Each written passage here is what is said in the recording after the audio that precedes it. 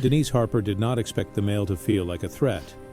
It was a Tuesday in Sacramento, the kind of winter morning that stayed bright but cold, when she came back from a light jog at the park near her quiet suburban street. Her cheeks were pink from the air, her gray hair still damp at the temples. She had lived in that house for 26 years, long enough to know the sounds of it, the furnace clicking on, the neighbor's sprinkler valve that always hissed too long, the soft thud of the mailbox lid. The envelope waiting for her was thicker than the usual flyers. It had a school letterhead and a balance due printed in bold numbers that made her stop in the entryway. 2,187 16s. The line underneath read, "Past due. Final notice." Denise read it twice, then a third time, like her eyes were the problem. The names at the top were her grandkids' names, spelled correctly. The school was real, the date was current. The charges were for fees, activities, device insurance, and aftercare, stacked like a ladder of excuses. Her hands stayed steady, but her stomach tightened. She called her daughter right away. Lena answered on the second ring, breathless, like she had been running. "Mom, what's up?" Lena said. Denise held the paper so close she could smell the ink. A bill came to the house, from the kids' school, $2,487. There was a pause that was too clean. "That's weird," Lena said. "They must have messed up." Denise heard a faint clink, like dishes. Then a voice in the background, Omar, saying, "Tell her we'll handle it." Denise didn't raise her voice. She never did. "When did you enroll them in aftercare?" Another pause, longer this time. "We didn't," Lena said. "I don't know. I'll call them." Denise looked down at the final notice again. The due date was last week. "If it's a mistake," Denise said, "why's it past due?" Lena exhaled hard. "Mom, why are you making this a thing? I said I'll handle it." Denise waited.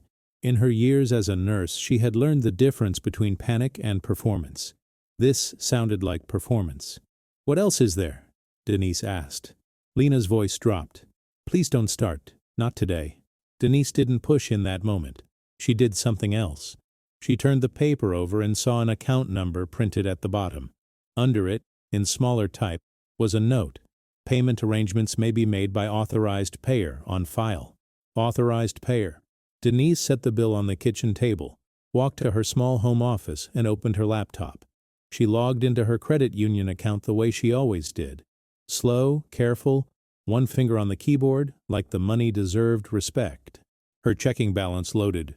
She blinked. Then she refreshed. Then she leaned closer. It wasn't the school bill that made her breath catch. It was the missing money. A transfer had gone out 2 days earlier. Not a payment, not a check. A digital transfer, $9,800. The recipient name looked like a personal account, not a company. The memo line was blank. Denise stared at the screen until the letters blurred. She clicked into transfers. There were more, smaller ones, spread out like footprints. $300, $250, $475. Some labeled for the kids, some labeled nothing at all. Her phone vibrated on the table. A text from Lena. "Mom, please don't freak out. We had to cover something for the kids. We'll pay you back. Don't make this ugly." Denise read it once. Then she took a screenshot. Then another. Then she printed it. Lena's next text came before the printer finished warming up. "And please, if you want to see them this weekend, just handle the school thing. For the kids." Denise looked at the words, "if you want to see them," like they were a knife set gently on the counter. She typed 3 letters back. "Okay." Then she did one thing that changed everything. She called the credit union's fraud line, asked them to freeze every link to her accounts, and requested a full audit of all transfers going back 6 months. After that, she called an attorney whose number she had saved from a neighbor's HOA dispute, and before lunch, she drove to the post office and mailed 2 certified letters, one to her daughter, one to her son-in-law, so no one could later say they never received what was coming. If Lena and Omar thought the grandkids were a currency, they were about to learn Denise Harper treated proof like medicine, measured, documented, and administered at the right time. Stay with this story to the end because the paper trail Denise uncovered didn't just explain the missing money. It showed how long the plan had been running and what Lena was willing to do to keep control. If you've ever been pressured for the kids, tap like, subscribe, and tell people in the comments what city you're watching from. Denise Harper's life had a rhythm that did not look like drama from the outside. At 68, she still woke before sunrise, not because she had to, but because her body remembered decades of hospital shifts. She moved through her house with quiet competence, kettle on, oatmeal simmering, a small radio low in the background. On most weekdays, she drove herself to the park along the American River Parkway, parked under the same tree, and jogged a gentle loop that kept her knees honest and her mind clear. Neighbors knew her as the widow who waved first, the one who picked up trash on the sidewalk without being asked, the one who never bragged about being a nurse but somehow had bandages in her glove compartment and knew exactly how to talk to anxious people. Her husband, Mark Harper, had been gone for 5 years. A stroke, sudden and unfair. After the funeral, Denise learned how silence worked in a house. It settled in corners. It filled spare bedrooms. It made the refrigerator hum sound louder at night.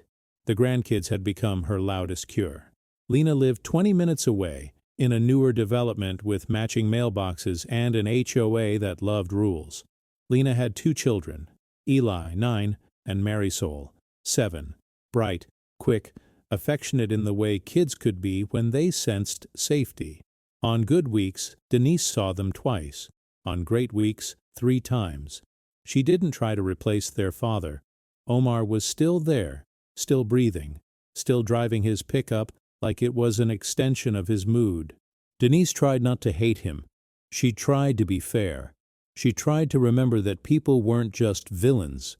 They were patterns, pressures, choices. But even before the school bill, there had been signals, small ones, easy to dismiss if a person wanted peace more than truth. Lena started calling late at night, voice sweet but tight.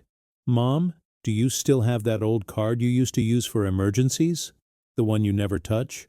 We just need to cover something until Omar gets paid." Denise always asked what it was for. Lena always had the same answer. For the kids. Field trip. Sports fee. Shoes that couldn't wait. A computer thing at school. Denise never wanted her grandkids to feel a gap. She remembered her own childhood gaps. The years when her mother stretched canned soup and her father pretended the lights never flickered. Denise had promised herself she would be the kind of adult who didn't make children carry adult stress. So she helped.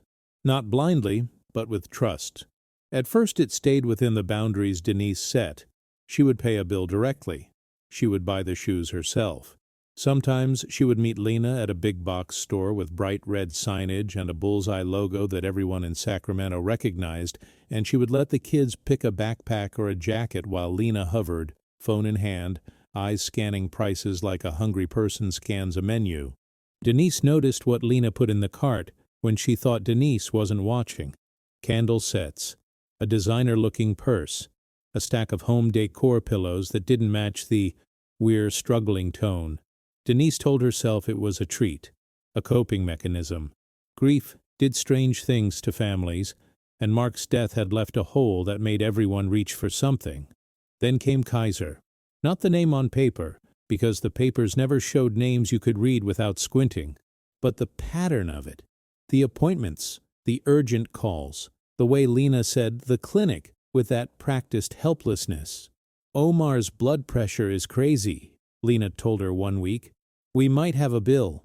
Denise asked, "Did the insurance cover it?" Lena said, "It's complicated." Denise offered what she always offered first, help solving, not just paying. "Bring the letter. I'll look at it." Lena didn't bring it. Instead, Denise saw a charge on her credit union statement that looked like a medical copay. Then another one the next week, and another. The amounts weren't huge, but the repetition felt wrong, like a drip. When Denise asked, Lena's answer sharpened. "Mom, do you want the kids to go without? Do you want them to see their dad sick? Why are you interrogating me?" Denise's chest would tighten at the word "kids" because it was the lever. Lena knew it. Omar knew it too, even if he didn't say it as prettily. Denise tried a different approach. She took Lena to lunch at a diner off a busy Sacramento road, where retirees like to sit and argue about gas prices. She watched Lena eat half a salad and pick at the chicken like she wasn't hungry. She watched Lena check her phone every 2 minutes. "Is something going on?" Denise asked, gentle. Lena smiled, but her eyes didn't soften. "It's just life, Mom. Everything costs more." Denise nodded, then asked the real question. "Why are you so nervous when I ask about money?" Lena's fork stopped mid-air. "What are you talking about?" Lena said. Denise didn't accuse. She didn't threaten. She simply observed. "You used to tell me details. Now you don't. And the kids talk about things that don't match." Lena's gaze flickered. "Like what?" "Eli mentioned a new tablet," Denise said. "He said it was Dad's new one, but he was using it. He said it was from the store where they sell electronics and games, not from school." Lena's smile tightened. "Kids say stuff." Denise didn't push further. She didn't want a scene. She wanted information. That night Denise drove home past neat lawns and porch lights, feeling the old instinct that had saved her patients more than once. When the story doesn't match the symptoms, stop trusting the story. Back in her home office, Denise opened a folder on her laptop and named it Documentation. She didn't add anything yet. She just made it, because the school bill wasn't the first sign. It was just the first one that landed in her mailbox with final notice on top, like someone believed she would panic, pay, and stay quiet. And in the quiet of her kitchen, Denise realized something that made her throat go dry. If Lena and Omar were willing to let a school threaten collections, then, for the kids, was no longer a reason. It was a weapon. The next morning, Denise did not call Lena again. She drove to the credit union instead. It sat in a small strip of offices near a grocery store and a nail salon, familiar in the way local institutions were. Denise had been a member for years, the kind of person who liked knowing where her money lived. She parked, smoothed her jacket, and walked in with the school bill folded in her purse like evidence. At the counter she asked for a private room. Her voice stayed calm, but her eyes were sharp. When the employee offered her a chair, Denise didn't sit right away. She wanted to see the screen first. "I need to understand transfers that left my accounts," Denise said. "And I need to know who had access." The employee's name tag said, Jess. Jess nodded with the practiced empathy of someone trained to hear panic all day. "Are you seeing charges you don't recognize?" Jess asked. "I'm seeing transfers," Denise said. "Not purchases. Transfers." Jess pulled up the account history. Denise watched the cursor move like it was pointing at bruises. There they were again, the $9,800 transfer. The smaller ones. Jess frowned. "These look like external account transfers," she said. "They'd require the linked account to be set up." Denise didn't blink. "When was the linked account added?" Jess clicked. The timeline loaded. "About 7 months ago," Jess said. Denise's lungs felt tight. Mark had been gone 5 years. 7 months ago was not grief fog. 7 months ago was planning. "And who requested it?" Denise asked. Jess hesitated. "It would have been done through online banking. If someone had your login," Denise cut in, gentle but firm. "I'm careful with my login." Jess looked at her again, more seriously. "We can see device and IP history," Jess said. "It won't give us a name, but it can show patterns." Denise nodded. "Print it?" Jess printed the transfer history and the device log. Denise watched the paper slide out, line after line, and felt something change inside her. Not anger yet. Something colder. Clarity. Then Jess pointed at the screen. "There's also an authorized user on your debit card," she said, almost as if she hoped Denise already knew. Denise's stomach dropped. "Authorized user?" "Yes," Jess said. "Added last spring." Denise already knew the answer before it came. She still asked. "Name?" Jess swallowed. "Lena Harper." Denise heard her own pulse in her ears. She had never added Lena. She had never needed to. "How was she added?" Denise asked. "It says it was done with a signed form," Jess said. "We can request the scanned copy." Denise's fingers tightened around her purse strap. Request it. Jess nodded, typing. It may take a day or two. Denise leaned forward. Freeze that card. Freeze online access. Remove any authorized users. And flag these transfers as suspected fraud. Jess's eyes widened slightly. If it's fraud, we can open a claim. Denise slid the school bill across the table. It's fraud, she said. I just need to prove it the right way. On the drive home, her phone rang. Lena. Denise let it ring. She didn't want Lena to hear the new steadiness in her voice yet. When she got home, she did the other thing a nurse did when something felt wrong. She verified. Denise drove to the school. The campus was clean and cheerful, the kind of place with colorful banners and a front office that smelled like hand sanitizer. Parents walked kids in, coffee cups in hand, pretending mornings weren't stressful. Denise signed in as a grandparent and asked to speak with the billing clerk. A woman in glasses greeted her with a polite smile. How can I help you? Denise placed the bill on the counter. This came to my house, she said. I need to understand why. The clerk's smile faltered when she saw final notice. Oh, the clerk said. Yes. Let me pull the account. She typed. Denise watched her eyes move as she read. Well, the clerk said, it looks like there were charges added for aftercare and some activity fees. I didn't authorize aftercare, Denise said. The clerk nodded slowly. The account shows an authorized payer on file. It's under your name. Denise's throat tightened. Who added the charges? The clerk clicked again. It was requested through the parent portal. Denise kept her face still. And who has access to the portal? The clerk hesitated. We have the primary guardian listed as Lena Harper. There's also another email for notifications. Denise's ears sharpened. What email? The clerk turned the monitor slightly, not fully, but enough. The email was not Lena's. It was Omar's. Denise felt a flash of heat behind her eyes. Not because Omar existed on a school account. Fathers did. But because the pattern was getting clearer. This wasn't a desperate mother. This was a couple operating as a unit. Can you print the itemized charges and the portal activity log? Denise asked. The clerk looked uncomfortable. I'm not sure we can. Denise softened her voice. There's a financial issue tied to fraud, she said. If I need a subpoena, I'll get one. But I'd rather handle this quietly and correctly. The clerk studied Denise for a moment, then nodded. I can print the itemized charges, she said. Portal activity logs may require administration approval. Denise nodded. Then I'd like to speak with administration. 10 minutes later, she sat across from an assistant principal in a small office filled with children's drawings. Denise didn't cry. She didn't yell. She laid out the bill, her credit union printouts, and the screenshots of Lena's texts. The assistant principal's eyebrows climbed. Mrs. Harper, he said, if what you're saying is accurate, this is serious. Denise met his gaze. How long have the charges been unpaid? He checked. About 6 weeks. 6 weeks, Denise thought. 6 weeks of letting it sit, waiting for her to panic. The assistant principal agreed to request the portal logs and to flag the account so no new charges could be added without in-person verification.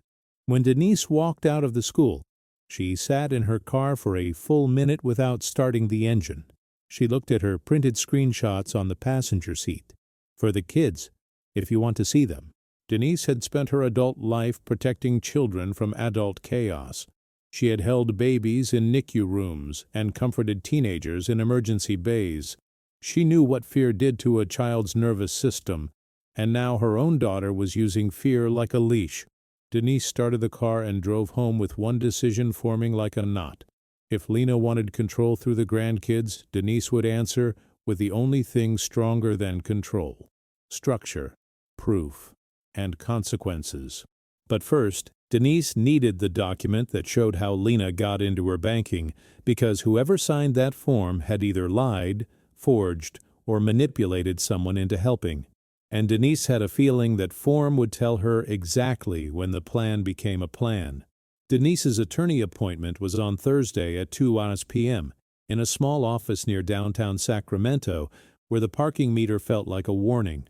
The lawyer's name was Andrea Kim, mid-40s, calm voice, sharp questions. Denise had gotten the number from a neighbor who said, "She doesn't play." Andrea listened without interrupting as Denise laid everything out: the school bill, the missing transfers, the texts, the credit union's device log, the school portal link to Omar's email. When Denise finished, Andrea didn't gasp. She didn't judge. She simply said, "You did the right thing, freezing access." Denise nodded. "They're going to punish me with the kids." Andrea's eyes stayed steady. "That's why we're going to take the kids off the table as a bargaining chip," she said. "Legally." Denise exhaled, slow. "How?" "First," Andrea said, "we document the financial abuse. Second, we establish a visitation agreement if you want ongoing contact. Third, we protect your assets in a way they can't touch again." Denise's hands tightened around her folder. "I don't want to destroy my daughter," she said. Andrea leaned forward. "Mrs. Harper," she said, "your daughter is already willing to destroy you. The goal isn't revenge. The goal is safety." Safety. Denise understood that word. Andrea slid a legal pad across the desk. "I need a timeline," she said. "When did you first notice odd requests?" Denise thought back. "Last spring," she said. "She asked for help setting up automatic payments for school stuff. She said the portal kept rejecting her card." Andrea's pen paused. "Did she use your computer?" Denise hesitated. The memory came back. Lena at the kitchen table, laptop open, kids running through the living room, Omar sitting on the couch pretending not to listen. Lena had said, "Mom, can I just log in from your Wi-Fi? It works better here." Denise had handed her the laptop. Andrea looked up, reading Denise's face. "Okay," Andrea said softly. "That's a doorway." On the way home from the attorney's office, Denise didn't turn on the radio. She drove with both hands on the wheel, replaying the past months like a chart she should have read sooner. At home, she opened her documentation folder and started building it like a case file. She printed every bank statement from the last 8 months. She highlighted every transfer. She circled every memo that used the phrase, "for the kids." She wrote dates in the margins. Then she went deeper. She pulled her credit report. It was clean, but there were 2 recent soft inquiries she didn't recognize. One from a retailer credit service, one from a financing company tied to consumer electronics. Denise's throat tightened. She called Lena again. This time she didn't leave a voicemail. She sent a text. "Denise, the school bill is past due. There are unauthorized transfers from the credit union. This needs to be discussed in person." Lena replied within 2 minutes. "Lena, you're overreacting. Omar said you're trying to punish us. Don't do this, Mom." Denise stared at the words Omar said and felt her jaw tighten. "Denise, meet Saturday at 10 a.m. at my house. Bring the school account information." "Lena, we're busy. And the kids don't need this negativity." There it was again. The kids, placed like a shield. Denise didn't answer right away. She walked to her kitchen, poured herself water, and drank it slowly. Her hands didn't shake. Then she went back to her laptop and opened the credit union's device log. There were 3 devices that had accessed her account: her home computer, her phone, and an unknown device that logged in repeatedly from a different location, an area code that matched Lena's neighborhood. Denise printed that too. In the evening, Jess from the credit union called with an update. "We found the scanned form for the authorized user," Jess said. "I emailed it to you, but I can also mail a copy."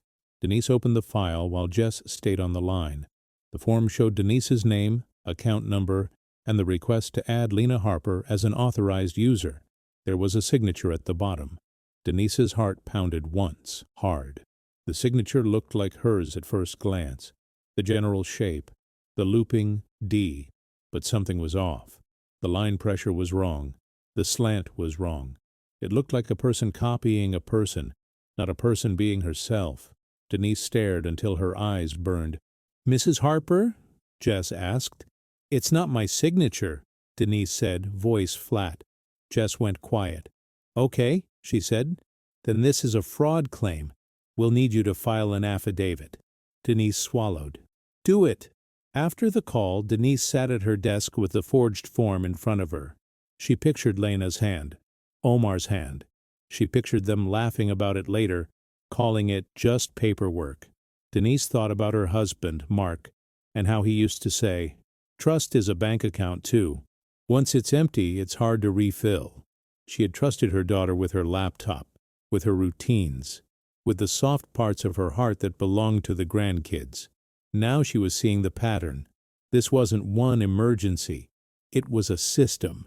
Small transfers first, the kind that didn't set off alarms, medical copays to create sympathy, store charges that blurred into necessities, then bigger transfers with no memo at all. Denise opened her receipts drawer and found something that made her stomach drop again. A return receipt from a certified letter she had once sent to her insurance company. Lena's signature was on it. Lena had been picking up Denise's mail sometimes to help. Denise's mind snapped a line between moments. The mail, the laptop, the forged form, the school portal, Omar's email. How long had this been planned? Denise knew she could keep reacting, always one step behind, always pleading for access to her own grandchildren.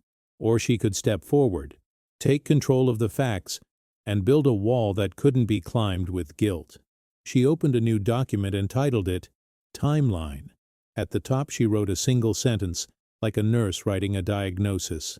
Financial abuse using grandchildren as leverage. Then she wrote the date of the first for the kids' transfer.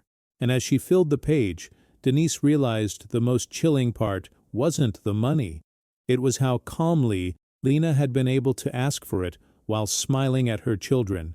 And Denise wasn't done digging yet, because if Lena and Omar had opened a retailer inquiry, it meant they had tried to build credit off Denise's life, which meant the fraud might be bigger than a school bill. It might be a door to something that could swallow everything she had saved. And Denise needed to find that door before it opened wider. By Monday, Denise had a binder. Not a messy stack. A binder with tabs: bank, school, texts, credit, legal. Andrea Kim had told her, "Make it so anyone can understand it in 5 minutes." Denise treated that like an order. She went to the credit union in person, signed the fraud affidavit, and opened new accounts with new numbers. She asked for paper statements only. She asked for dual authentication.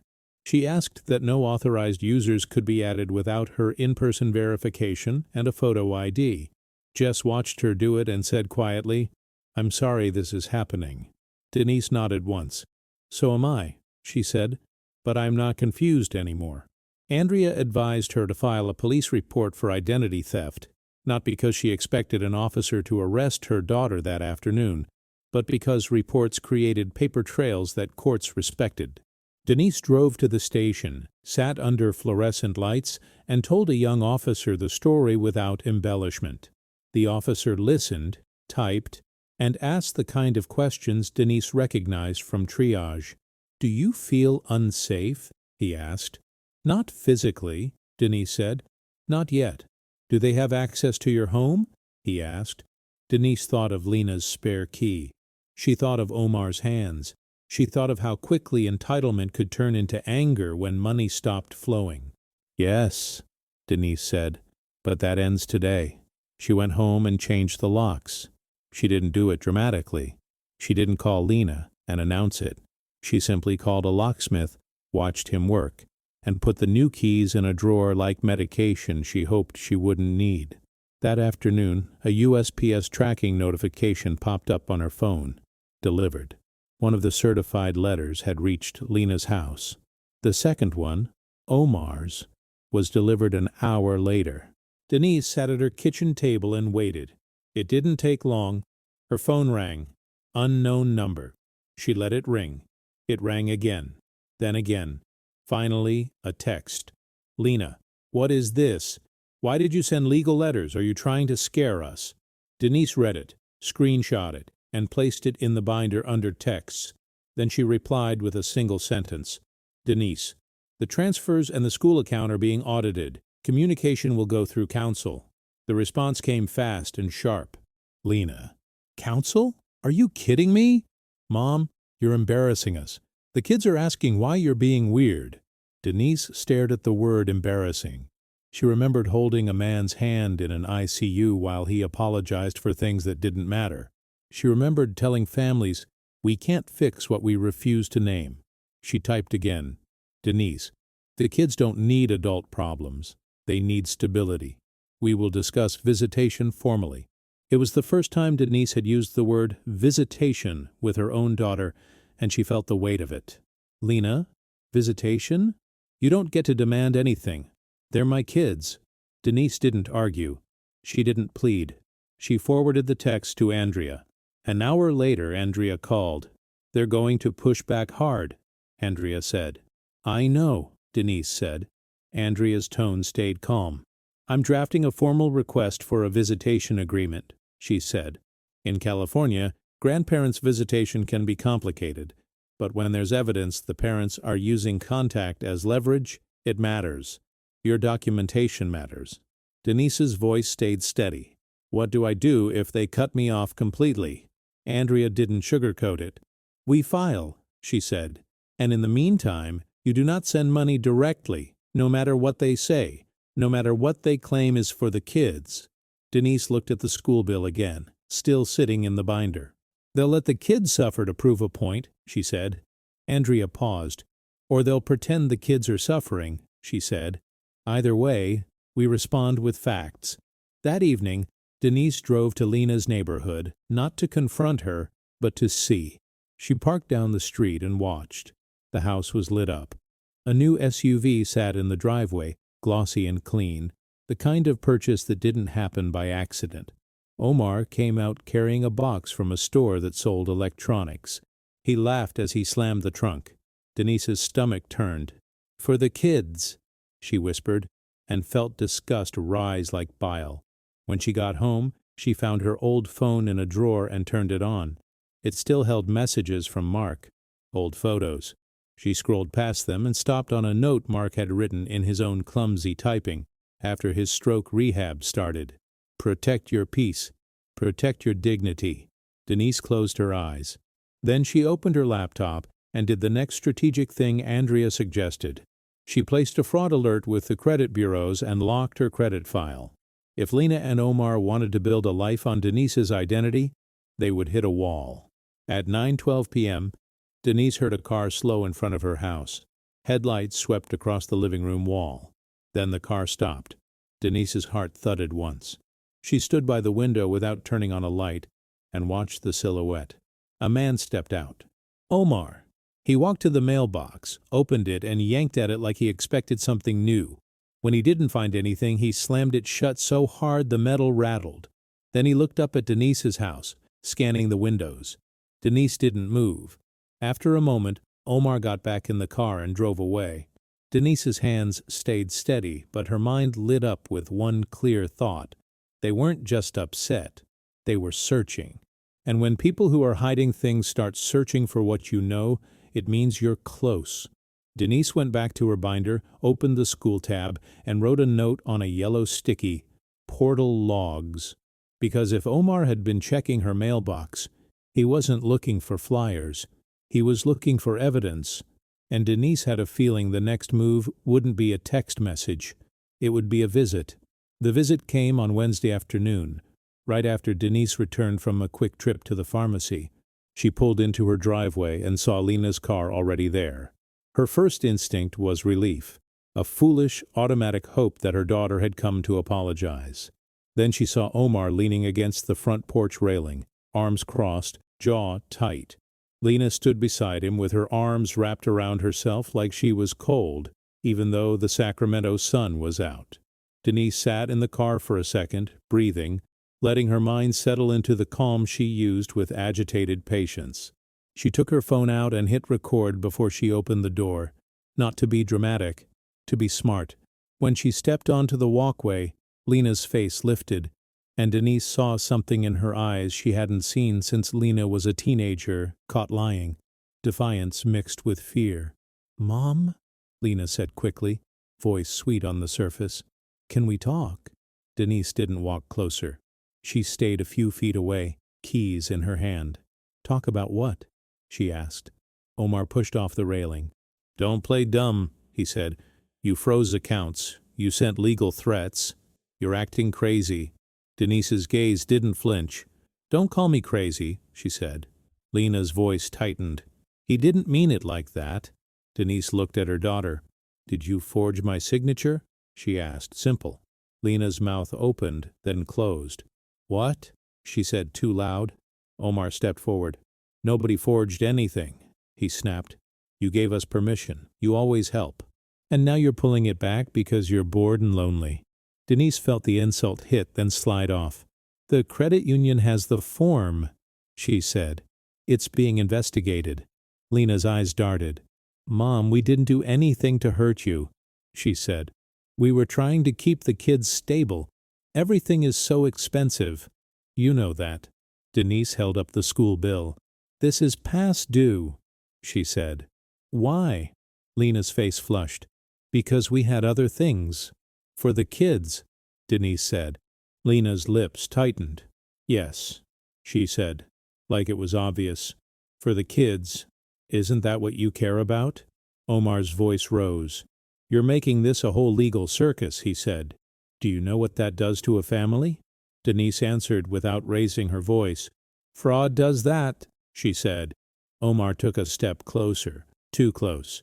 Denise smelled his cologne and saw the tiny twitch in his jaw, the kind of twitch she'd seen in men who thought intimidation was leadership. If you keep doing this, Omar said, low, you're not seeing them. Not this weekend, not next weekend, not ever. You understand? Lena didn't contradict him. She just watched Denise like she was waiting to see if the threat worked. Denise felt something in her chest tighten, not because she feared Omar, but because she heard her grandkids in her mind. Eli's laugh, Marisol's small hand in hers at the crosswalk.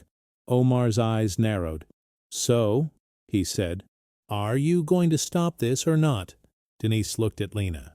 Is that your decision too? She asked. Lena swallowed. Mom, please, she said. Just pay the school thing. Then we can move on. You don't have to involve anyone. You don't have to make it public. There it was again. Pay. Stay quiet. Move on. Denise tilted her head slightly. How much do you owe? She asked. Lena's face flickered. What? How much do you owe? Denise repeated. Not the school, the real number. Omar snapped. That's none of your business. Denise's gaze stayed on Lena.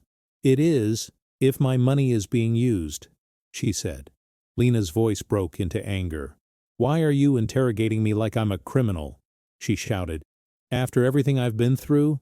After Dad died? You think I wanted to ask you for help? Denise didn't take the bait. She didn't comfort the performance. She used the steady tone she used when a patient tried to manipulate a nurse into breaking protocol. I'm not debating feelings, Denise said. I'm addressing facts. Omar scoffed. Facts? Fine, he said. Here's a fact. Those kids are ours, and if you keep playing lawyer, we'll tell the court you're unstable. We'll say you're harassing us. We'll say you're trying to control our family. Denise's pulse spiked, just once. Is that what you're planning? Denise asked. Lena looked away. Omar's smirk was answer enough. Denise nodded slowly. Then this conversation is over, she said. Omar's eyes widened. Oh, you're just going to shut the door on us? He said, stepping forward again. Denise held up her phone, screen facing them. This is being recorded, she said. Do not step onto my property again without permission. Lena's face went pale. Mom. Denise didn't yell. Leave, she said. Omar's jaw clenched. You can't do this, he hissed. You think papers protect you? Denise looked him in the eyes. Evidence protects me, she said. For a second, it looked like Omar might explode. Then Lena grabbed his arm, whispering something Denise couldn't hear. Omar backed away, but not before leaning in close enough that Denise could feel his breath. This isn't over, he said. Denise didn't respond. She unlocked her front door, stepped inside, and shut it with a click that felt like a line drawn. She stood in her entryway, heart pounding, and listened as Lena and Omar walked back to the car, voices sharp. A moment later, her phone buzzed with a new text from Lena. Lena, if you keep doing this, you're choosing money over your grandkids. Denise stared at that sentence, then took a screenshot and filed it. Money over grandkids. Denise knew the truth was the opposite. Lena was choosing money and using the kids to justify it. And now Denise had proof they had threatened her. But proof was only the beginning. Because the next step wasn't just stopping the theft, it was stopping the leverage. And Denise could already feel the pressure coming, because people who lose access to easy money don't simply give up. They escalate. 2 days after Omar showed up at her porch, Denise found flowers on her doorstep. A bright arrangement in a glass vase, expensive looking with a small card tucked between the stems. The handwriting was neat, almost careful. Mom, we love you. The kids love you. Let's not let stress ruin our family. Denise stared at the card and felt her throat tighten, not because it moved her, but because it was familiar. It was the same kind of message Lena posted online when she wanted people to think things were fine. Denise carried the flowers inside anyway. She put them on the counter like a specimen. Then she took a photo of the card and slid it into the binder under texts. An hour later, another delivery arrived. An envelope, thicker, with Lena's return address. Inside was a handwritten letter, 3 pages long, full of soft language. Mom, I'm sorry if you felt disrespected. Mom, you know Omar has been under pressure. Mom, the kids need you. There were no specifics. No mention of the forged form. No mention of the transfers, just emotion shaped like fog. At the bottom was the line that made Denise's jaw tighten. If you could just help with the school balance, we can reset for the kids. Denise read the sentence twice, then placed the letter in her binder. Andrea had warned her this would happen. They'll switch to charm, she said. Charm is just another tool. That weekend, Denise expected silence. Instead, at 10:15 a.m. on Saturday, her doorbell camera pinged. Lena stood on the porch holding Marisol's hand. Eli was behind her, shifting his backpack from one shoulder to the other. Omar stayed near the car, arms crossed, watching. Denise's chest tightened at the sight of the kids. Marisol's hair was in 2 neat braids. Eli's eyes searched the porch like he was trying to read the air. Denise opened the door. Marisol squealed, "Grandma!" and stepped forward like she always did. Denise knelt down and hugged her, breathing in shampoo and sunlight. She hugged Eli too, careful not to crush him, feeling his small body tense in her arms. Lena spoke quickly, voice bright, performing for the children. "We just wanted to stop by," she said. "The kids missed you." Denise stood up. "Hello, Lena," she said. "Hello, Omar." Omar gave a tight nod. Denise looked at the kids. "Do you want hot chocolate?" she asked. Marisol's face lit up. "Yes!" Eli nodded, but his eyes flicked toward his parents like he was checking permission. Denise saw that and felt a surge of anger so sharp it surprised her. Children shouldn't have to check permission to love someone. In the kitchen, Denise stirred cocoa while the kids sat at the table. Lena hovered in the doorway, smiling too hard. "See?" Lena said, quiet like a whisper between adults. "This is what matters. Not paperwork, not banks." Denise kept stirring. "Paperwork is what keeps people safe," she said. Lena's smile faltered. "Mom, don't do this in front of them." Denise set down the spoon. "Then don't bring them into it," she said. Lena's eyes flashed. "I didn't bring them into it," she snapped. "You did, by freezing things and calling lawyers." Denise didn't argue in front of the kids. She slid the mugs across the table, then sat down with them and asked about school, art class, the new book Eli was reading. For 15 minutes, she almost forgot the ugliness. Then Eli said something that made Denise's stomach drop again. "Dad said the school is mad at you," Eli said softly. Denise's hands froze around her mug. Lena's head snapped toward Eli. "Eli," she said sharply, "don't talk about that." Eli's shoulders hunched. Denise kept her voice gentle. "What did Dad say, honey?" she asked. Eli stared at his mug. "He said you're making problems," he murmured. "He said if you don't pay, they'll take stuff." Denise felt her chest tighten so hard it hurt. The kids had been told enough to be scared, not enough to understand. That was the worst kind of manipulation. Denise looked at Lena. "You told them this?" she asked, low. Lena's face flushed. "No," she hissed. "Omar said it, okay? He was frustrated." Omar's voice boomed from the living room. "I'm right here." Denise stood and walked into the living room, keeping her body between the kids and the adults like she used to do in hospital hallways. Omar's eyes were cold. "Don't make me the bad guy," he said. Denise's voice stayed even. "You already did that when you scared them," she said. Omar stepped forward. "I'm not scared of your little binder," he said. "You think you can just turn my family into a case file?" Denise held his gaze. "If you weren't doing anything wrong," she said, "there wouldn't be a file." Lena jumped in, voice urgent. "Mom, please," she said. Can we just fix this? We're drowning. We made mistakes, but the kids—" Denise watched her daughter's face, the way the tears arrived right on cue, the way her voice broke at the right time.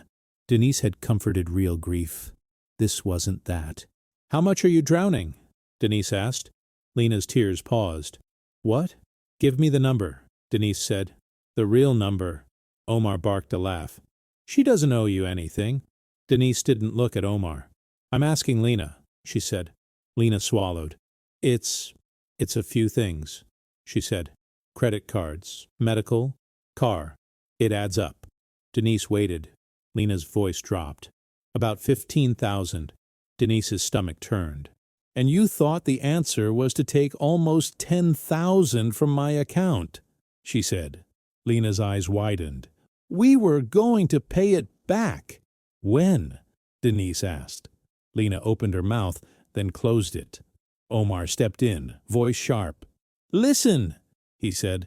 "If you pay the school bill today, we'll move on. We'll forget this lawyer stuff, and you can see them again like normal." Denise felt her pulse spike. There it was, a deal, a transaction. She looked at the kids, still at the kitchen table, pretending not to listen. Marisol's legs swung under the chair, small and unaware. Eli's face was too serious for 9. Denise turned back to Lena and Omar. "The kids are not a bargaining chip," she said. Lena's face hardened. "So you're really doing this," she said. "You're choosing to tear us apart." Denise reached for her binder and pulled out a single sheet, the forged authorization form. She placed it on the coffee table. Lena stared at it.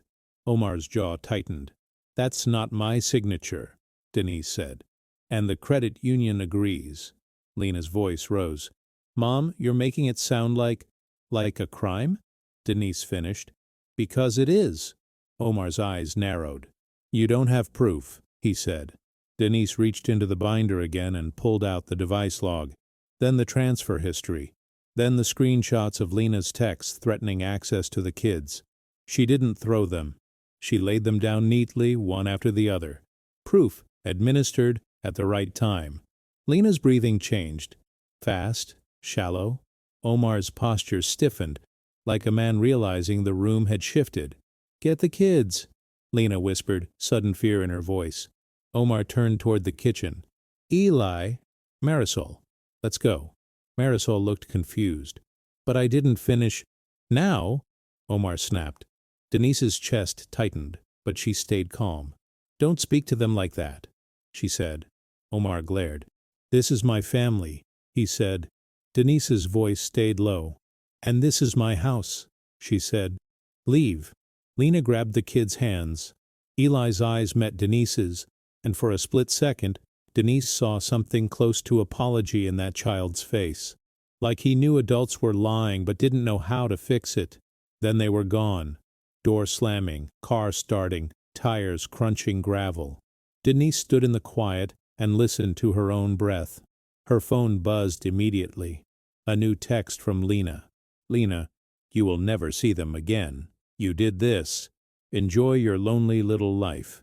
Denise stared at the message, screenshot it, and placed it into the binder. Then she opened the school tab and saw the email from the assistant principal. Portal logs attached. Denise clicked the file. Her eyes scanned the dates and times, the entries showing who logged in, who added charges, who changed the payment method. There it was, a login from Omar's email at 11:48 p.m. on a Sunday. A change to authorized payer the next minute. A note, auto pay enabled. Denise felt the room tilt slightly, because this wasn't just Lena's mess. Omar was driving the wheel. And now, Denise had a document from the school that linked him directly to the mechanism of the bill. She forwarded it to Andrea with a single line. Here's the proof. Then Denise sat down, hands still, and realized the mask had fully fallen. Lena wasn't asking for help. She was demanding obedience. And Denise had just forced her daughter to choose between truth and control. The next move would be retaliation. But Denise was ready now. Because retaliation was predictable. Evidence was stronger. Retaliation arrived in the form of flashing lights. On Tuesday evening, just after 8 p.m., a patrol car rolled up to Denise's curb and stopped. Denise was in the living room folding laundry, the television on, low. The blue light reflected faintly off the wall before the officer even knocked. Denise's heart thudded once. Hard. She stood, walked to the door and opened it with her phone in her hand, recording. A young officer stood on the porch. Polite posture, hands visible. "Ma'am," he said, "we received a call for a welfare check." Denise kept her voice calm. "From who?" she asked. "I can't give personal information," he said gently, "but the caller expressed concern that you were confused and that there might be financial stress." Confused. Denise felt a cold wave move through her chest. Omar had said they would call her unstable. They weren't just talking. "I'm fine," Denise said. "I'm not confused. I'm being financially exploited and I'm documenting it." The officer's eyes flicked to her phone. "Okay," he said. "Do you mind if we ask a couple questions?" Denise stepped onto the porch, keeping the door partly open behind her. "Go ahead," she said. "Do you have food?" he asked. "Yes," Denise said. "Do you have any medical conditions that affect your memory?" he asked. Denise held his gaze. "No," she said. "And I'm an ex-nurse." The officer nodded, slightly embarrassed. "All right," he said. "Do you feel safe?" Denise glanced toward the street. "Not from strangers," she said. "From family." The officer paused. "Would you like to make a report?" he asked. "I already did," Denise said. "Identity theft." His eyebrows lifted. "Okay," he said. "Do you have the case number?" Denise handed it to him on a sticky note she had placed inside her binder for moments exactly like this. The officer took it, nodded and stepped back. "Thank you," he said. "We'll note that you're okay." As he walked back to the patrol car, Denise felt her hands shake for the first time since the school bill arrived. Not from fear of the police, from the betrayal of the tactic. A welfare check was not about safety. It was about planting a story. Denise closed the door, exhaled slowly, and texted Andrea immediately. "Denise, welfare check just happened. Called in as confusion. Recorded." Andrea called within minutes. "This is classic," Andrea said. "They're building a narrative. You did the right thing recording. Save it." Denise swallowed. "They're escalating," she said. "Yes," Andrea said. "And now we escalate in the right direction. We file for visitation, and we file for a protective order that prevents harassment." "A protective order?" Denise repeated. "A civil harassment restraining order is an option," Andrea said. "Even if we don't get it, the filing creates a record, and the judge will see the pattern." Denise sat at her kitchen table and stared at her binder. "They're going to tell everyone I'm crazy," she said. Andrea's voice stayed steady. "Let them talk," she said. "Paper talks louder." The next day Denise received an email from an unfamiliar address with a subject line that made Denise's stomach drop. "Cease and desist." The email claimed Denise was harassing Lena and Omar. It warned that if Denise contacted the children or the school again, they would pursue legal action. It hinted at reporting Denise to Adult Protective Services for financial mismanagement. Denise read it twice, then forwarded it to Andrea. Andrea replied with one sentence, Do not respond. Screenshot. Save. We'll respond formally. Denise printed the email, punched holes in the paper, and slid it into the legal tab. Then she got a call from Marisol's school number. Denise's heart jumped. She answered. A woman spoke calmly. "Mrs. Harper," she said, "this is the school counselor. We're calling because Marisol seemed upset today. She mentioned being scared that Grandma is mad and that Dad said Grandma might take them away." Denise's throat tightened so hard she couldn't speak for a second. The counselor continued, "We're not calling to accuse anyone. We're calling to understand if there's a conflict impacting the children." Denise swallowed. "There is a conflict," she said softly, "and the children should not be carrying it." The counselor paused. "Have you spoken with the parents?" she asked. "Yes," Denise said, "and they have threatened to cut contact unless I pay money." The counselor went quiet. "Okay," she said. "We will note this and follow protocol." Denise's hands were cold. "Please don't tell them I said this," she added, voice cracking. "They'll punish the kids again." The counselor's voice softened. "We have to communicate with parents," she said, "but we can be careful with wording." Denise ended the call and sat in silence. The kids were already being used as messengers. Andrea scheduled Denise for a meeting that Friday to sign the visitation petition. Denise showed up with her binder and her calm face. In the courthouse hallway, she saw other families. Fathers in wrinkled shirts, mothers clutching folders, grandparents with tired eyes. Denise realized she was joining a club she never wanted to join. Andrea flipped through the binder. "This is strong," she said. "The threats, the fraud claim, the school logs. It shows a pattern of using access to the children as leverage." Denise stared at a small sign on the wall. "Please remain calm." She almost laughed. Andrea filed the petition and the request for temporary visitation orders. She also prepared a response letter to the cease and desist, pointing out that Denise had legal counsel and that any further harassment, including false welfare checks, would be added to the court record. That evening, Denise's doorbell camera pinged again. A figure stood on the porch. Not Lena, not Omar. A woman in a blazer holding a clipboard. Denise's chest tightened. She opened the door carefully. "Mrs. Harper?" the woman said. "I'm with Adult Protective Services. We received a report." Denise felt the room tilt. A report. The threat made real. Denise didn't panic. She didn't slam the door. She stepped outside with her binder in hand like it was armor. "Come in," Denise said.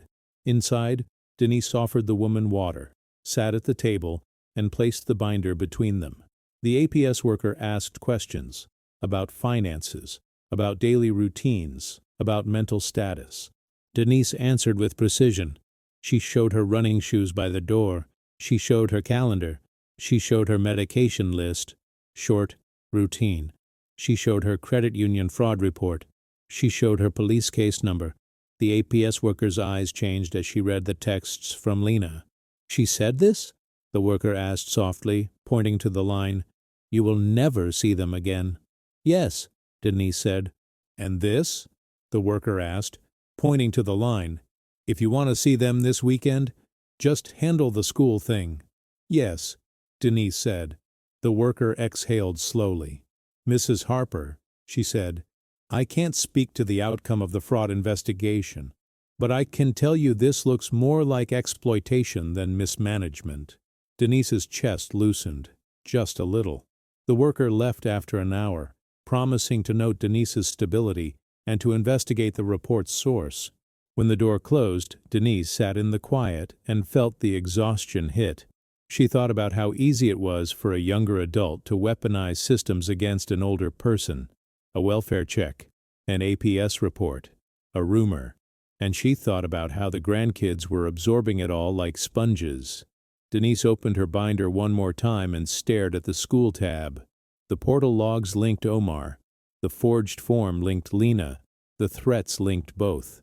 Now the court would need one more thing to make the story undeniable. A clear picture of where the money went. Because the question wasn't just, did they take it? It was, what did they do with it? And if Denise could show that, then, for the kids, would collapse under its own lie.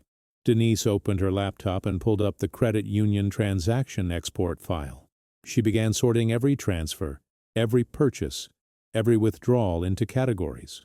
And as she did, a pattern emerged that made her hands go numb, because the money hadn't gone to a school, it hadn't gone to medical bills, it had gone somewhere far more selfish, and Denise was about to prove it. The fraud investigator from the credit union called on a Thursday morning. His name was Miguel Alvarez, and his voice carried the kind of tired patience that came from seeing too many families fight over money. "Mrs. Harper," he said, "we traced the external account that received the transfers." Denise sat at her desk with her binder open, pen ready. "Whose account?" she asked. Miguel paused. "It's in Omar's name," he said, "at a different financial institution." Denise felt her throat tighten. She had known, but hearing it spoken out loud made it real in a new way. Miguel continued, "We also see a sequence of debit purchases after the transfers, large purchases at retail stores, fuel stations, and cash withdrawals. Some are consistent with household spending, some are not." Denise's jaw tightened. "Not?" she repeated. Miguel's tone stayed neutral.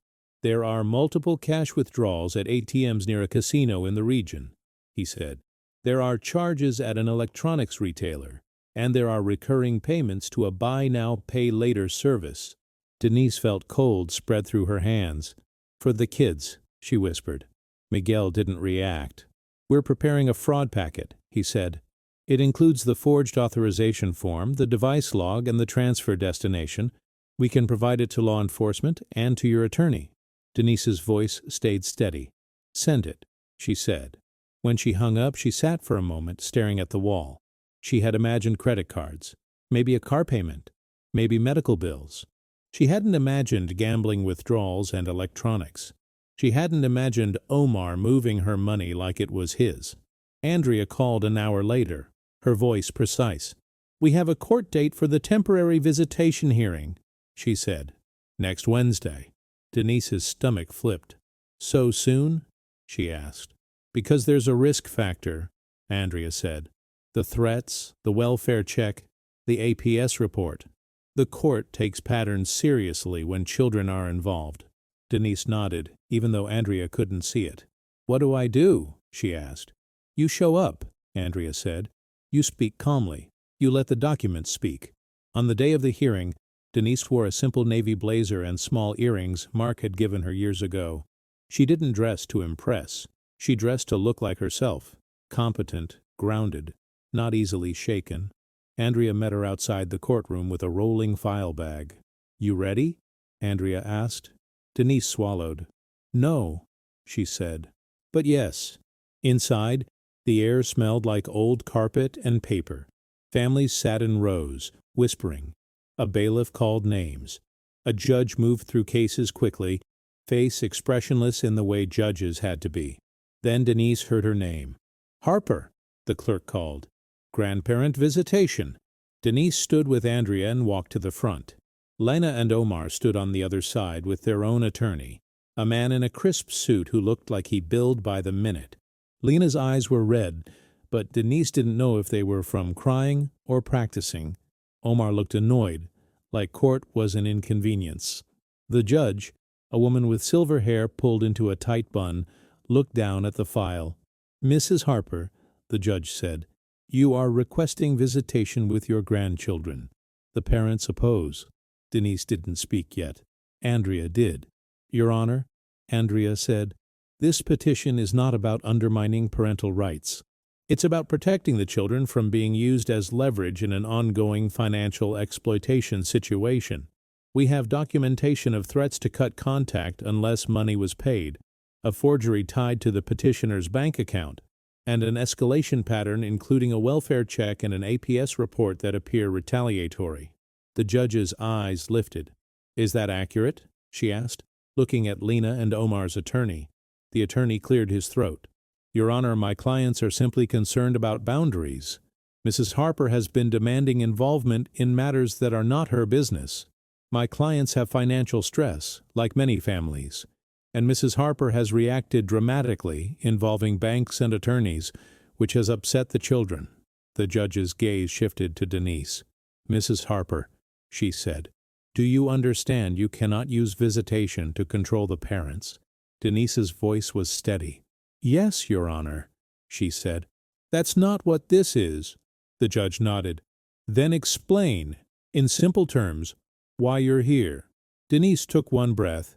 Because my daughter and son-in-law took money from my account without permission, Denise said, and when I questioned it, they threatened to keep my grandchildren from me unless I paid more. The children have been told things that scared them. I'm here because I want a structured court-recognized visitation arrangement so the children aren't used as a currency. The courtroom was quiet.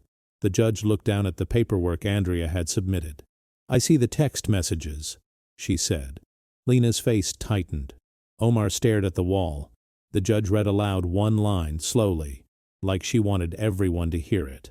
If you want to see them this weekend, just handle the school thing. For the kids. The judge looked up. Mrs. Harper, she said to Lena, did you send that? Lena's eyes widened. She began, then looked at her attorney. The attorney stepped in. Your Honor, emotions were high. The judge held up a hand.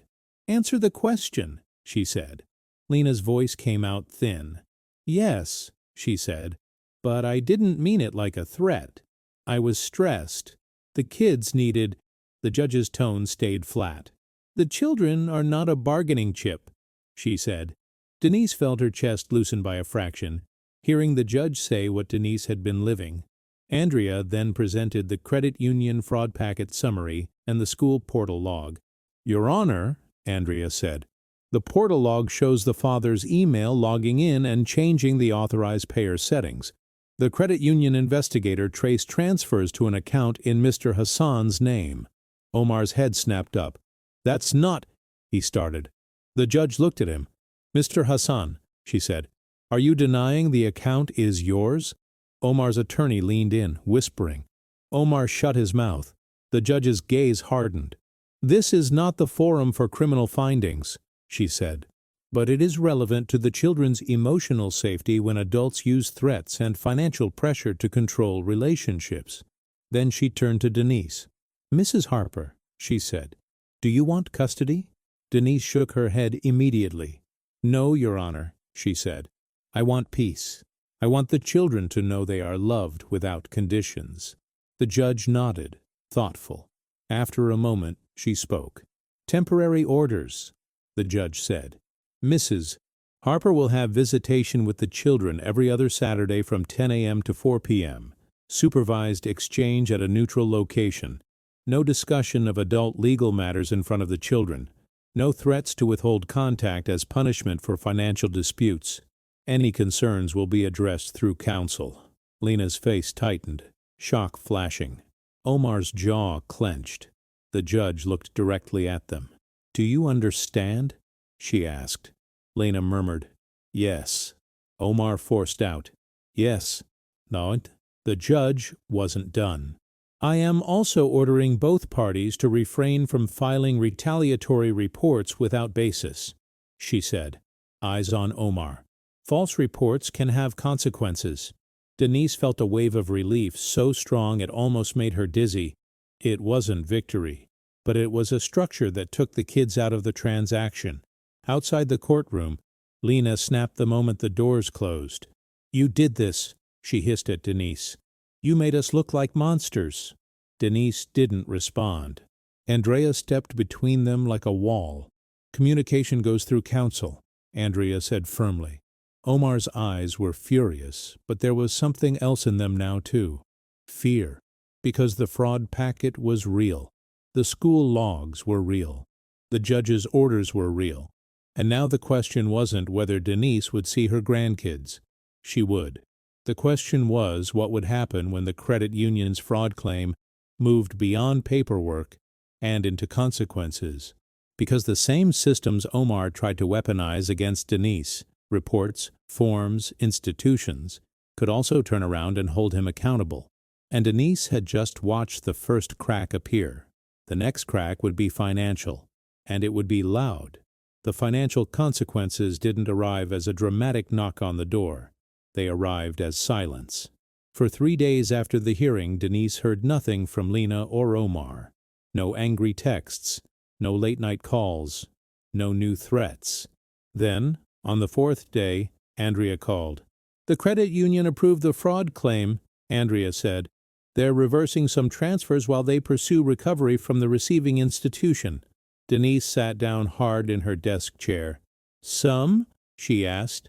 "Not all," Andrea said, "but a significant portion, and they've referred the case to their legal team. Law enforcement will likely contact you again." Denise exhaled slowly. Money returning didn't erase the betrayal. But it changed one thing. It proved the system recognized what happened. That same afternoon, a detective called Denise to follow up on the identity theft report. He asked for copies of the forged form, the transfer logs, and the portal activity report. Denise emailed everything within an hour, then printed a copy for her binder. At the end of the call, the detective said something that made Denise's stomach twist. "Mrs. Harper," he said, "the transfer destination account shows additional deposits from other sources. That suggests this may not be a one-time situation. If we proceed, there could be broader implications." Broader implications. Denise thought of Omar's confidence on her porch. She thought of how quickly he reached for threats. She thought of the cash withdrawals near a casino. A pattern didn't start with her. It started long before her. The first supervised exchange happened the following Saturday at a community center parking lot. A staff member stood by as a neutral witness. Denise arrived early, hands steady on the steering wheel. She brought snacks in a bag, a small art kit for Marisol, a new paperback for Eli. Lena arrived late, eyes puffy, hair pulled back too tight. Omar didn't come. Denise noticed that immediately. The staff member checked names and nodded. "You're good," she said to Denise. When Denise opened her car door, Marisol ran to her like nothing in the adult world mattered. "Grandma!" she squealed. Denise knelt and hugged her, breathing in that familiar warmth. Eli approached more slowly. He looked older than he had 2 weeks ago. "Hey, buddy," Denise said softly. Eli looked down. "Mom's mad," he said, almost whispering. Denise felt pain twist in her chest, but she kept her face calm. "Adults can be mad," she said. "Kids don't have to carry it." Eli nodded, still tense. Denise spent the day doing what she always did best, making safety feel normal. They went to the park. They ate sandwiches. They stopped by a bookstore. Denise didn't speak about court or money. She didn't poison the children against their parents. She simply showed them consistency. At 3:45 p.m., as they were packing up, Denise's phone buzzed with a notification from her credit union. Account alert? Attempted login blocked. Someone had tried to access her old account portal. Denise's heart thudded once. She forwarded the alert to Andrea, then put her phone away and smiled at the kids. The next week, news traveled through the quiet channels of suburban life. A neighbor mentioned seeing Omar's SUV parked in a different driveway for days. Another neighbor mentioned hearing raised voices late at night near Lena's house. Denise didn't ask questions. She didn't gloat. She already had enough information. Then, on a Wednesday afternoon, Lena showed up at Denise's house alone. No flowers, no children, no Omar. She looked smaller than Denise remembered. Not physically, but emotionally, like someone whose performance had finally collapsed. Denise didn't invite her in right away. She stood in the doorway, hand on the new doorknob. "What do you want?" Denise asked. Lena's eyes filled quickly. "Mom," she said, voice shaking, "they froze our account." Denise didn't flinch. "Whose account?" she asked. Lena wiped her face with her sleeve like a child. "Omar's," she said. The one the transfers went to. They froze it. His paycheck got held. And the car payment bounced." Denise felt a surge of anger, but she didn't show it. "And the kids?" she asked immediately. Lena nodded fast. "They're okay," she said. "They're just confused." Denise waited. Lena's voice cracked. "He's blaming you," she said. "He says you ruined everything." Denise's jaw tightened. He ruined everything, she said. By stealing. Lena flinched at the word. Denise watched her daughter's face and saw something raw. Not just guilt. Fear. What else? Denise asked. Lena swallowed hard. The detective called, she said. They asked about other people, about other transfers. Omar, he said it was just loans, just help. He said everyone does it. Denise felt cold spread through her chest. Everyone does identity theft? She asked. Lena's eyes dropped. No, she whispered. But he made it sound normal. He made it sound like we were just getting ahead. Denise heard the familiar phrase in a new form. Getting ahead was just another mask for taking. Lena looked up, desperate. Mom, please, she said. I'm not asking for money. I'm asking you not to press charges. Denise stared at her daughter, heart pounding. This was the moment that would define the rest of their lives. Denise knew what compassion looked like. She also knew what enabling looked like. They sometimes wore the same face. I didn't create the consequences, Denise said slowly. I documented the truth. Lena's tears spilled. He said if he goes down, he'll take me with him, she said. He says I signed things. He says I'm part of it. Denise's stomach twisted. Did you sign things? She asked. Lena didn't answer for a second. Then she whispered, yes. Denise felt a heavy sadness settle over her like a blanket. Why? She asked. Lena's voice broke into anger and shame. Because I was drowning, she said. Because the credit cards were maxed. Because I kept buying things I didn't need and telling myself it was for the kids. Because I didn't want to feel like a failure. Because Omar said he had a way. Denise held her daughter's gaze and saw the truth finally unmasked. It had never been the kids. It had been pride, compulsion, debt, and a man willing to turn an older woman into an ATM. Denise exhaled slowly. I love you, she said, but I'm not saving you from consequences by becoming your victim again. Lena looked shattered. So that's it? She whispered. Denise shook her head. No, she said. That's not it. Here's what it is. Denise opened her binder and pulled out Andrea's contact information. She held it out like a lifeline that had rules. You will talk to your lawyer, Denise said. You will cooperate with the investigation. You will get counseling for the spending and the lying. And you will not use the children as leverage again. Lena's hands trembled as she took the paper. And if Omar tries to threaten you, Denise added, you document it. You protect the kids. You protect yourself. Lena nodded, tears falling. Denise felt a strange mix of grief and relief. She wasn't winning against her daughter. She was winning against the pattern. As Lena walked back to her car, Denise watched her go and felt the weight of what was still coming. Because financial consequences were only one part. The next part would be public in a different way. Through schools, through credit, through legal records. And Denise would have to keep choosing dignity even when people tried to paint her as cruel. But cruelty had a different definition now. Cruelty was using children as currency. Denise was done participating in that market. Spring came to Sacramento in small ways. The mornings warmed first, the park paths filled with more joggers. Trees along the streets pushed out new leaves that made the neighborhood look less like a grid and more like a place where time actually moved forward. Denise kept running, not to escape, but to remind her body it still belonged to her. On a Tuesday in April, she met a small group at the park. Women and men in their 60s and 70s who walked, jogged, and talked about everything and nothing. One woman mentioned being a retired teacher. Another had been an electrician. Denise didn't tell the full story at first. She simply listened and let herself be part of a community again. When she did speak, she chose her words carefully. My family tried to use my grandkids as leverage, she said one morning, eyes on the river. And I had to learn that love without boundaries isn't love. It's surrender. The group didn't gasp. They nodded. A man in a baseball cap said quietly, "Happened to my sister." Denise felt less alone. The legal process moved slowly, like it always did. The credit union recovered more of the stolen money through reversals and insurance. The rest became a restitution figure attached to the investigation.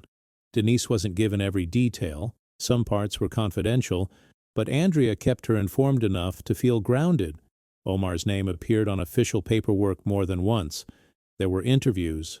There were meetings. There were consequences that didn't fit into a neat movie ending. Denise didn't celebrate them. She simply accepted that accountability existed in the real world, even if it arrived late. Lena's life changed too, but not in a single dramatic moment. It changed in quiet fragments. She started showing up to supervised exchanges without Omar. Then she started asking through attorneys for small adjustments, shorter transitions, less tension. She enrolled in a financial counseling program as part of her own legal strategy. And for once, Denise saw evidence that matched words. Lena didn't become a perfect person overnight, but she stopped using the kids like a weapon, and that was a start. The grandkids adjusted faster than Denise expected. Children often did, as long as adults stopped making them carry lies. Eli began to relax during visits. He started talking about school again, about a science project, about a friend who was obsessed with trains. Marisol began drawing pictures at Denise's kitchen table, filling pages with bright colors and stick figure families that included Grandma in the middle like an anchor. Denise kept the visits simple. She cooked. She took them to the library. She helped with homework. She showed them how to plant tomatoes in pots on the back patio. One afternoon, as Denise and Eli were setting small stakes in the soil, Eli asked a question that made Denise's heart ache.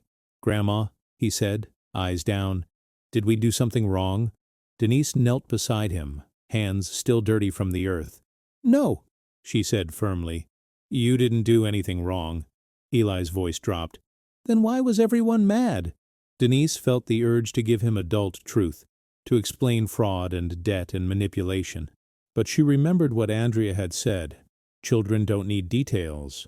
They need stability. So Denise told him a truth that fit his age. "Sometimes adults make choices when they're scared," Denise said. "And sometimes those choices hurt people. But that's not on you." Eli looked at her. "Are you mad at Mom?" he asked. Denise paused. She could have lied. She could have smiled and said everything was fine. Instead, she chose honesty with gentleness. "I'm hurt," Denise said, "but I still love your mom. And I love you." Eli nodded slowly, like a child trying to place a heavy object down without breaking it. Later that evening, after the kids were picked up, Denise sat alone in her home office and looked at the binder that had carried her through the worst weeks. She didn't feel triumphant. She felt older, but she also felt clearer. Andrea had helped her restructure her life financially. Denise moved most of her savings into a protected account with strict access rules. She updated her beneficiaries. She set up a simple trust that ensured any support for the children would go directly to them, not through anyone's hands. She created a small education fund for Eli and Marisol that Denise controlled, not because she wanted power, but because she wanted to remove temptation from the adults who had proven they would bend under it. Denise also changed something else, her own definition of love. She used to believe love meant giving until it hurt. Now she understood love could look like a closed door, a printed screenshot, a certified letter, a court order. Love could look like no. Months later, Lena sent a message through Andrea. It wasn't dramatic. It wasn't perfect, but it was specific. Lena wrote that she was in counseling, that she had joined a debt management plan, that she was sorry for the forged form, that she was ashamed of using the children as leverage, that she didn't expect forgiveness but she wanted to rebuild something real. Denise read the message twice. She didn't reply right away. She took a walk, then a slow jog, then she sat at the river and let the grief move through her without pushing it away. When she came home, she wrote a short response through Andrea. "Accountability is the beginning. The kids deserve peace. I will continue visitation, as ordered. Any future trust will be earned." Denise didn't know if her relationship with Lena would ever be what it was, but she knew something important. She had broken the cycle. The school bill that arrived like a threat had become a doorway to truth. The screenshots that once felt like betrayal had become protection. The certified letters that felt cold had become a boundary that kept the kids from being traded back and forth like a debt payment. And in the quiet of her kitchen, Denise asked herself a question that she knew many people avoided until it was too late. How many families pretend for the kids is love when it's really control? Denise's story isn't rare. It's just rarely documented. So here's the question for you. Have you ever been pressured to give something up for the kids, only to realize the kids were being used as leverage? If this story hit close to home, tap like, subscribe, and share it with someone who needs a reminder that boundaries are not cruelty. And in the comments, tell people what city you're watching from, because Denise Harper would want to know how far this lesson traveled.